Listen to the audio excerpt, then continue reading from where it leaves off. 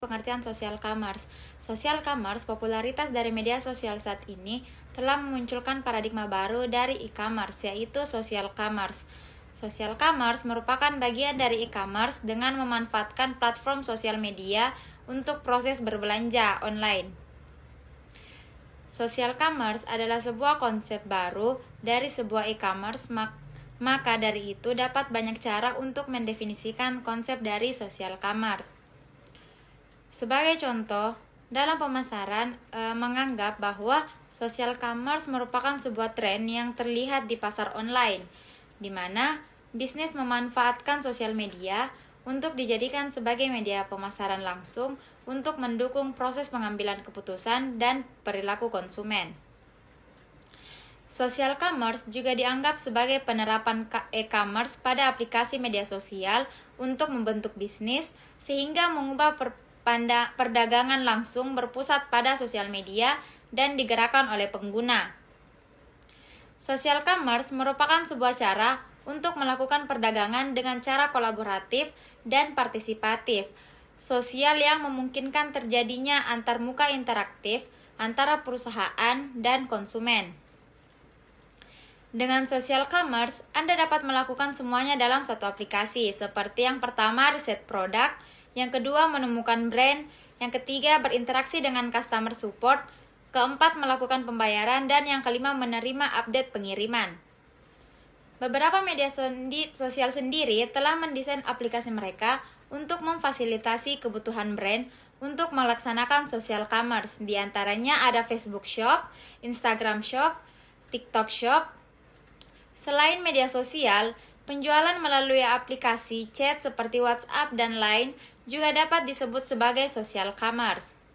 Pasalnya, aplikasi chat juga digunakan sebagai media sosial di mana terdapat fitur seperti stories dan timeline.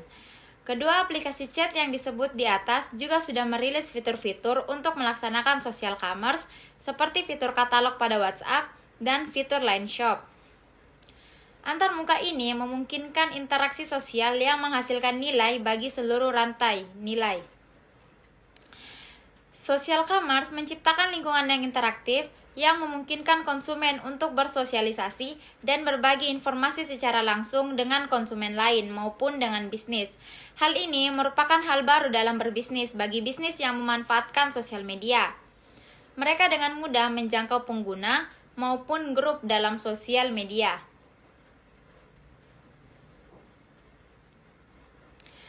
Social commerce adalah konsep belanja online yang memadukan media sosial dengan fitur transaksi langsung, memungkinkan pengguna membeli produk tanpa keluar aplikasi. Adapun beberapa karakteristik dari social commerce, yang pertama ada integrasi belanja di media sosial. Karakteristik utama social commerce adalah kemampuan pengguna untuk melakukan pembelian secara langsung di dalam platform media sosial yang sedang digunakan seperti Instagram, TikTok, atau Facebook. Ini berbeda dengan e-commerce tradisional yang mengharuskan pengguna berpindah ke marketplace atau website eksternal. Yang kedua, ada interaksi sosial yang intens dua arah. Social commerce memfasilitasi komunikasi langsung antara penjual dan pembeli melalui fitur DM, pesan pribadi, komentar, atau siaran langsung. Ini memungkinkan konsultasi produk secara real-time sebelum membeli. Dan yang ketiga ada berbasis konten dan rekomendasi influencer. Pembelian sangat dipengaruhi oleh konten visual, testimoni, ulasan, serta rekomendasi dari teman atau influencer. Konten yang menarik seringkali menjadi penggerak utama keputusan pembelian. Yang keempat, mendorong belanja impulsif. Proses pembelian yang cepat dan sederhana dipadukan dengan konten yang visual yang menarik cenderung memicu pembelian impulsif. Dan yang kelima ada kepercayaan berbasis komunitas. Keberhasilan social commerce bertumpu pada kepercayaan pelanggan yang sering dibangun melalui ulasan, peringkat, dan testimoni pengguna lain.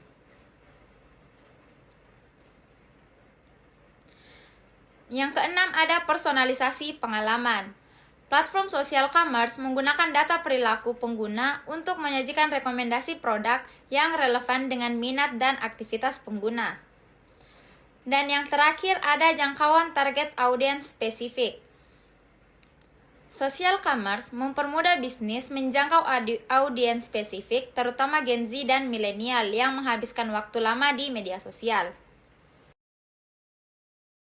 Beralih ke poin selanjutnya yaitu tentang perbedaan antara e-commerce dan social commerce. E-commerce dan social commerce sama-sama berbicara tentang jual beli secara online, tetapi cara kerjanya sangat berbeda secara fundamental. E-commerce adalah sistem perdagangan digital yang berfokus pada transaksi. Platform e-commerce seperti marketplace atau toko online dirancang agar konsumen datang dengan niat membeli. Pengguna biasanya sudah tahu apa yang mereka ingin beli, lalu membandingkan harga, membaca spesifikasi produk, dan melakukan checkout. Interaksi sosial di e-commerce relatif minim dan cenderung formal, karena hanya melalui fitur chat dengan penjual atau kolom ulasan. Sementara itu, social e-commerce menggabungkan aktivitas sosial hiburan dan belanja dalam satu ruang yang sama. Konsumen tidak selalu datang untuk membeli, tetapi hanya sekedar untuk menonton konten, berinteraksi, atau sekedar scrolling. Pembelian sering terjadi secara impulsif karena dipicu oleh konten menarik dan rekomendasi influencer atau interaksi real-time seperti live streaming. Perbedaan penting lainnya terletak pada pengaruh sosial. Di e-commerce, keputusan pembelian lebih rasional dan berbasis kebutuhan, sedangkan di e-commerce, keputusan pembelian sangat dipengaruhi oleh komentar, testimoni, jumlah like, share, dan kepercayaan terhadap figur yang mempromosikan produk. Singkatnya, e-commerce menjual produk, sedangkan social commerce membangun pengalaman dan kepercayaan sebelum menjual produk. Ini membuat social commerce terasa lebih personal, tetapi juga lebih dinamis dan cepat berubah. Kemudian, poin selanjutnya yaitu platform social commerce. Social commerce tidak bisa dilepaskan dari platform media sosial yang menjadi wajah utamanya. Setiap platform memiliki karakter, algoritma, dan cara kerja yang berbeda-beda. TikTok contohnya, yang merupakan platform sosial commerce yang sangat kuat karena mengandalkan video pendek dan live commerce. Algoritma TikTok memungkinkan konten produk menjangkau pengguna yang sangat luas, bahkan tanpa banyak follower. Live shopping di TikTok menciptakan rasa urgensi karena pembeli bisa melihat produk secara langsung dengan bertanya secara real time dan sering ditawarkan promo terbatas. Inilah yang membuat TikTok unggul dan dalam mendorong pembelian impulsif. Kemudian ada aplikasi Instagram yang lebih menekankan aspek visual dan branding. Social commerce di Instagram berjalan melalui foto, video reels, story, serta kolaborasi dengan influencer.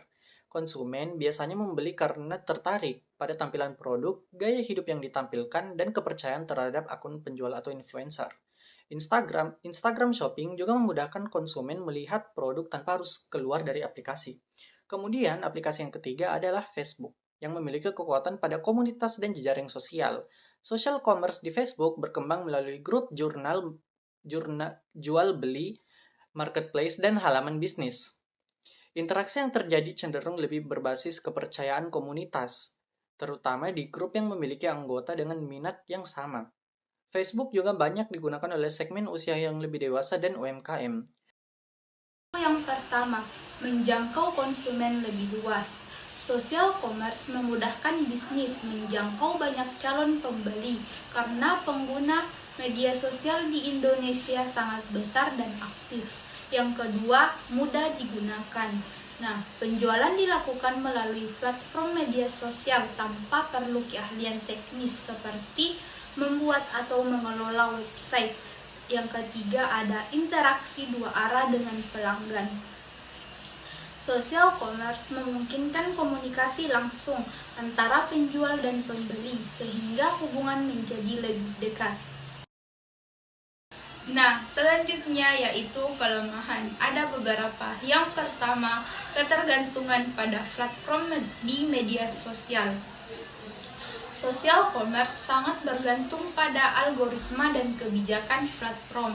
Jika terjadi perubahan aturan atau algoritma, jangkauan toko bisa menurun dan berdampak pada penjualan. Yang kedua, resiko reputasi dari ulasan publik. Komentar dan ulasan tantangan social commerce, yaitu yang pertama, mengelola banyaknya pesan pelanggan. Semakin ramai bisnis, semakin banyak chat dan komentar yang harus ditanggapi dengan cepat.